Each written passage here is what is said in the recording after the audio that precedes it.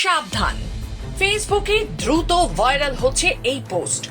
এই লেখা পোস্ট না করলে ফেসবুক ব্যবহার করতে পারে আপনার ব্যক্তিগত ছবি।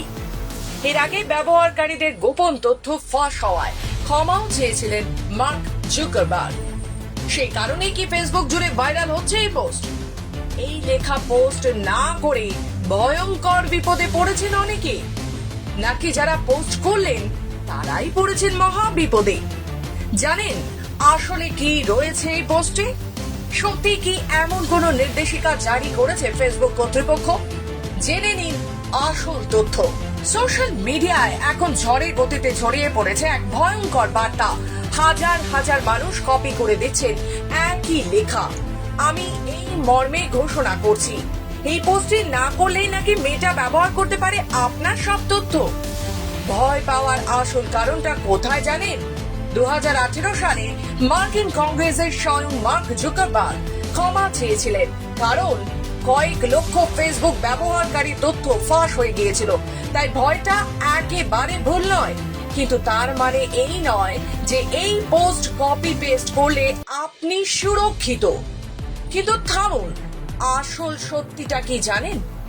আসলে এই পোস্টের কোনো আইনি ভিত্তি নেই। ফেসবুকে ঢুকলে আপনি একটি টার্মস অ্যান্ড কন্ডিশনে সাইন করেন, আর সেটাই চূড়ান্ত।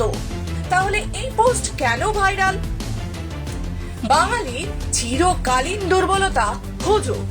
কোনো যাচাই না করেই অনেকে এই পোস্ট কপি পেস্ট করছেন, বিশ্বাস করছেন আগামীকাল থেকে নতুন নিয়ম শুরু হবে। কিন্তু এই পরিস্থিতিতে প্রশ্ন উঠছে, আপনার সত্যিকারের প্রাইভেসি বাঁচাতে কি করা উচিত? তাহলে জেনে নিন। ফেসবুকের প্রাইভেসি সেটিংস এ যান, ফেস রেকগনিশন ও লোকেশন অ্যাক্সেস অফ করুন, 2 ফ্যাক্টর অথেন্টিকেশন চালু করুন, বন্ধ রাখুন পাবলিক প্রোফাইল অ্যাক্সেস। না হলে আপনার একটি ভুলেই আপনি নিজেই হারাতে পারেন আপনার সবকিছু।